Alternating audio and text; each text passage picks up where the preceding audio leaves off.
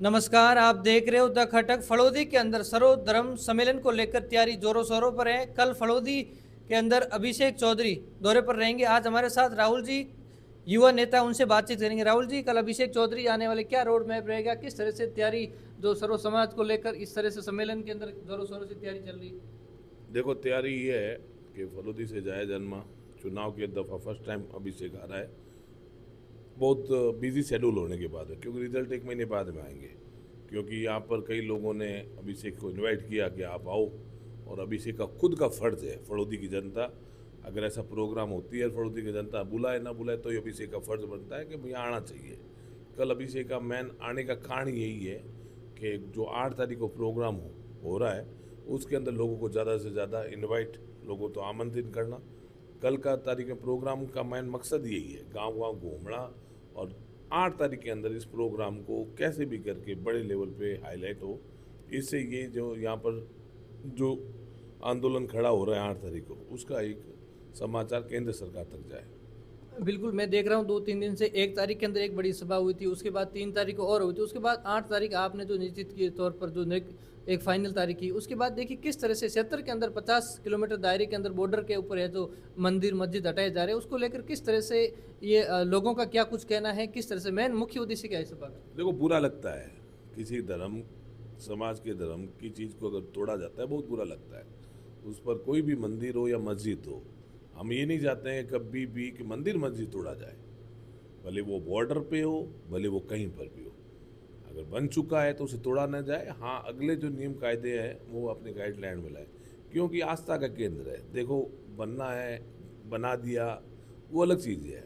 हाँ, आपको अगर लग रहा है कि सिक्योरिटी के नाते हिंदुस्तान की, तो आप अगले गाइडलाइन रख दो कि भाई इतने क्षेत्र में नहीं बढ़ाना चाहिए। अब बने हुए को आप तोड़ रहे हो, तो एक बात कहता हूँ, आस्था सबकी होती है।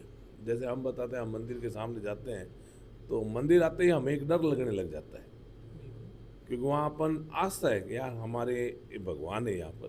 तो वैसे सभी का धर्म की वो चीज़ होती है, तो ऐसा तोड़ना ये गलत है, इसके लिए विरोध है।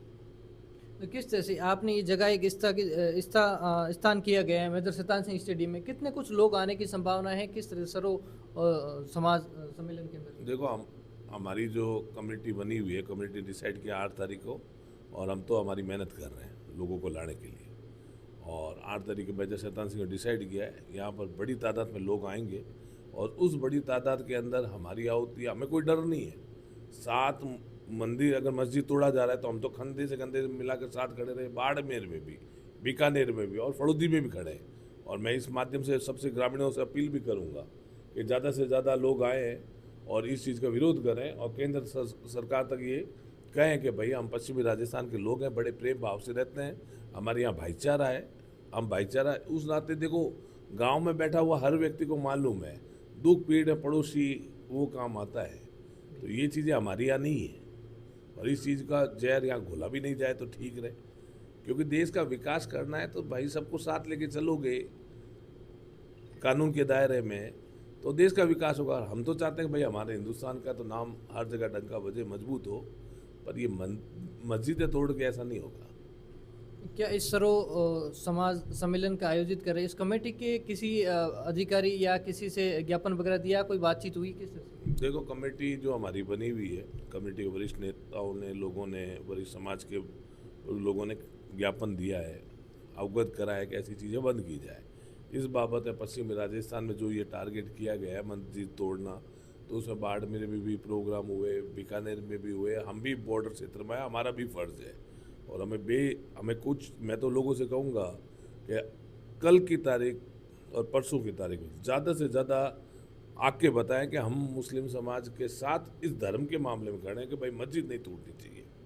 तो किस तरह से आगे की रणनीति क्या रहेगी? सर्वधर्म समाज सम्मेलन किया जा रहा है सर, इस तरह से एक दिन के अंदर आप ये प्रोग्राम कर दोगे, उसके बाद आगे किस तरह से आगे की रणनीति क्या रहेगी? अगर सरकार मानी नहीं तो किस तरह से आगे की क्या रणनीति रहेगी आगे? देखो, एक हमारी कमेटी बनी हुई है, जो कमेटी हमें दिशा निर्देश करेगी हम उस पर चलेंगे।